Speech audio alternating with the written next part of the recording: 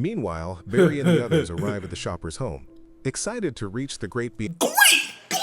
When food products are alive and they start doing it like humans. The movie is set in an animated fictional reality where food and other household objects are sentient and can move like humans. In this strange world, a supermarket... Okay, see, this is already a crazy start. Now listen, I already know, I'm in a different environment, don't worry about it, and I don't have a stream deck. Okay, so we're gonna get nice and intimate and close and personal and squirty.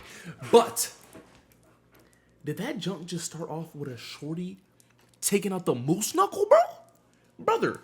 Household objects are sentient and can move like humans. In this strange world, Bro, that moose knuckle was fat. Bro, those are one of those moose knuckles where I don't even think I have enough meat for that, bro. Usually it's for the back, but for there it's in the front, bro.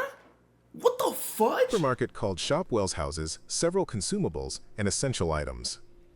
All the products in the store are conscious and believe that humans are gods who will deliver them from their aisles to the outside world. They call the area beyond the store the Great Beyond and presume it to be a utopian society where every grocery's dreams come true. Yeah. The products long to be picked and jump in excitement whenever a human selects them, believing they're about to be delivered to the heavenly beyond. One morning, the store opens as usual, and I'm not gonna lie, if you were a food item, what would you be? Like, me personally, I actually like the concept of a hot dog. I get to be all in the buns. You telling me that's not fire? I get to wiggle all in them buns.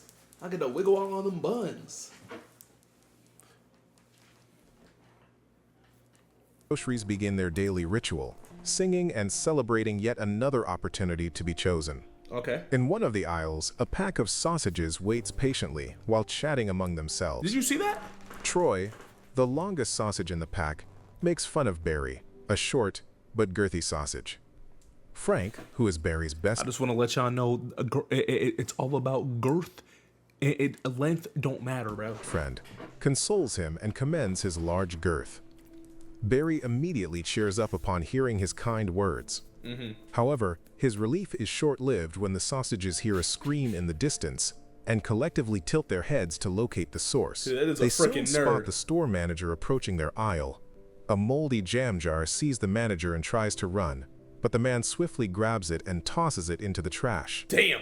Shortly afterward, he arrives at the sausage shelf and stretches his hand toward them, causing the pack to tremble in fear. Uh-oh. Fortunately, they are spared, and a neighboring pack is selected for disposal instead. Wait, why? After the manager leaves, the groceries collectively sigh in relief.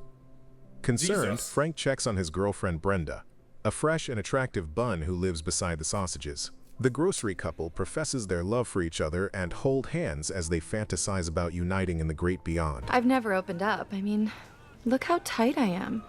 Oh, sweet. Fuck. Look, okay. I know it's against the rules, but I can't wait anymore. I need to just feel you. I can't believe we're doing this. I know. We're so naughty.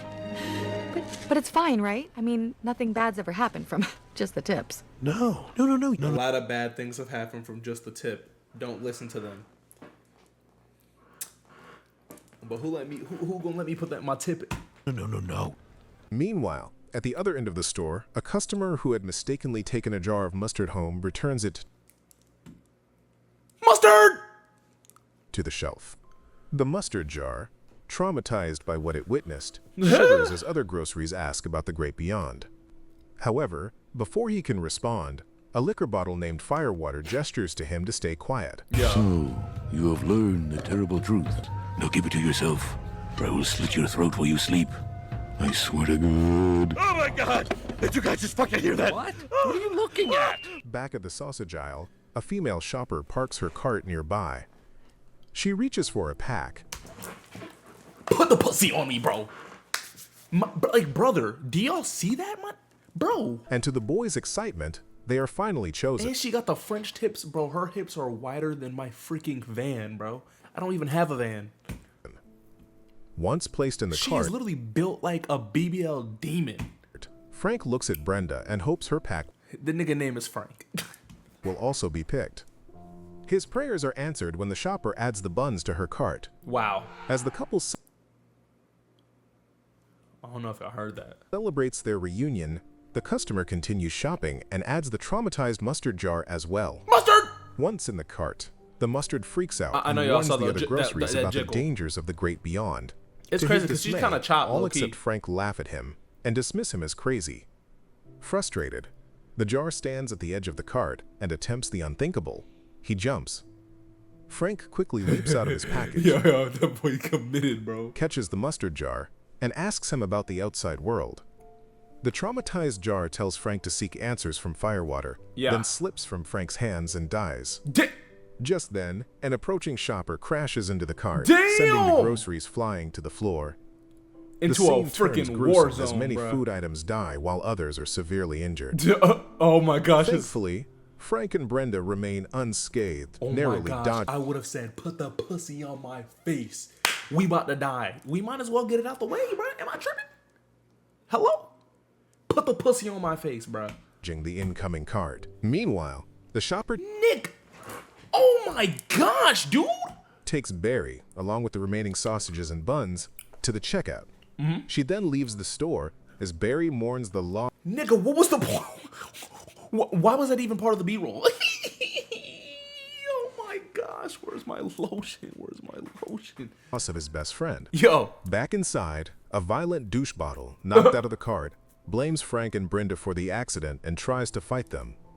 Before he can attack, the store manager disposes of him as Frank and Brenda dodge him and hide behind a shelf. There, they meet two other accident survivors, a bagel named Clay Sammy Thompson. and a lavash named Kareem. Level. A few minutes later, the store closes, and the accident survivors agree to return to their respective aisles before morning. How nice. Together, they climb a nearby actually shelf so to get nasty, their for bearings, real. and then begin the long journey back. On the way, they reach the liquor section, where Frank spots Firewater's shelf. Determined to learn the truth, I just saw a Frank penis. enters the section alone while the others wait. He finds Firewater hiding behind a stack of boxes and asks about the great beyond. Soon, Firewater is joined by his fellow non-perishables who reveal the shocking That's truth. so cute. Humans Non-perishables. eat groceries. They explain that decades ago, all the groceries knew about their grim fate, and widespread panic spread across the supermarket. To restore order, the non-perishables fabricated a myth about the outside world being a paradise. Aw, that's Over time, so nice. this lie became a widely believed truth, and the panic subsided. That is kind of crazy though to think about. Like if you, can you like do they think that we would just the food we would come like listen? Think about it like this, bro. I got me a drink here. You think I would be like, well, just bought this drink. I love my drink. I love my drink. Like I'm not about to go in its guts and drink it out.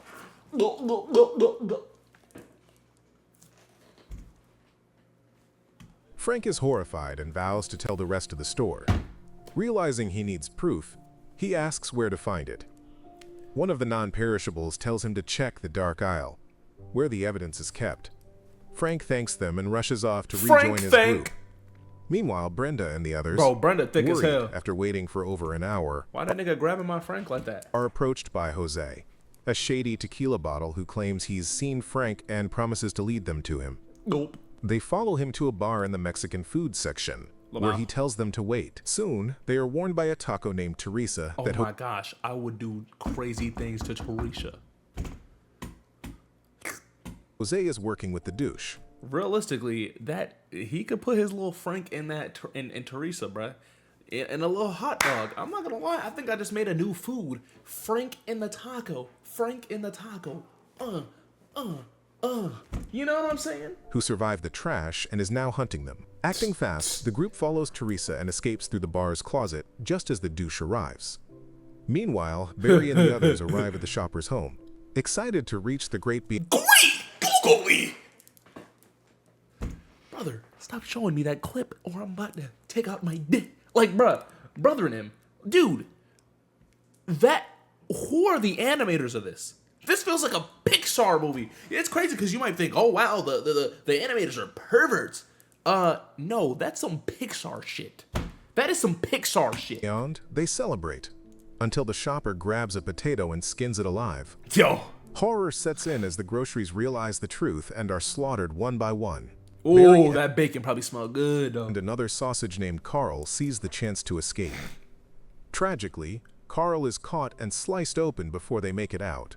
Barry takes a moment to grieve but continues running to avoid the same fate. Oh my He god. flees into an alleyway and sinks into despair. I begged them to stop, but it just wouldn't. First the guard stretched me till it hurt. Oh, Then goodness! he tied me and then... Oh! Spoon! But hope returns when he sees a junkie holding a familiar Shopwell's bag. Remembering Frank, Barry decides to return to the store to warn everyone. Yo. He chases after the junkie and latches onto his car. Okay. At Yep. home, Can you the just imagine a Frank on the bottom of my freaking car, dude? He injects himself with bath salts and begins hallucinating. Under the influence, He's off he that goop finally goop. sees Barry and the other groceries, and for the first time, can hear them speak. Wow. Realizing this, Barry begs the junkie to take him back to the supermarket. Sadly, the man passes out from overwhelming intoxication. While he sleeps, Barry meets the other groceries in the house. I'm not and gonna lie. I know some women who would love that nigga nose. All in their coochie, bro. I'm just keeping it real. Shorties like big nose. I know some of the shorties watching this, y'all like big nose. There are some people who are gonna love that nose in their coochie. Just letting you know. Just wanted to go put you on game. befriends them. About an hour later, the And there are some dudes who would put their dick in that toilet paper. I'm just saying.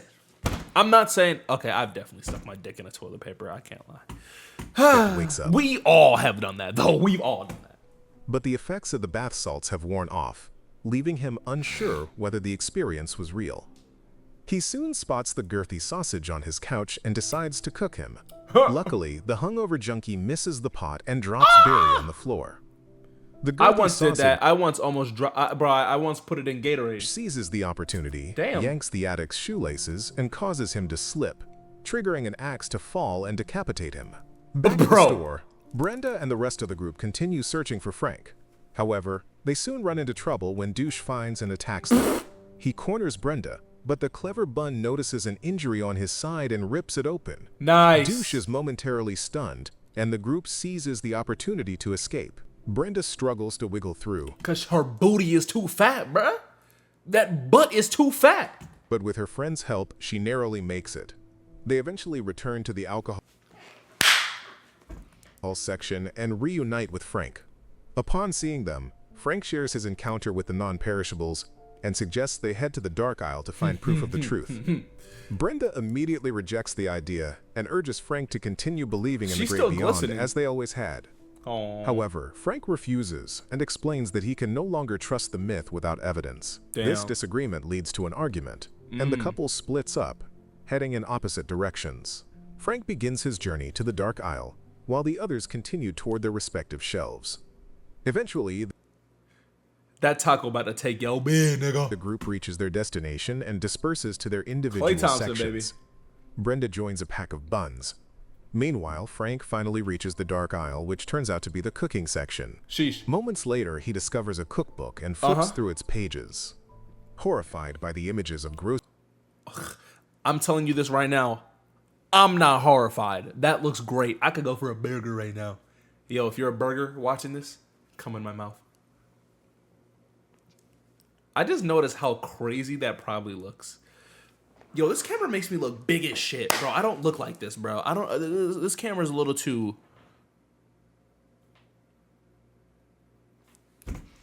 I'm done. I'm done. I'm done. groceries being chopped and eaten. Frank tears out a page and rushes off to warn the others before the store opens. Minutes later, Frank reaches the store's central control and makes an announcement over the monitor.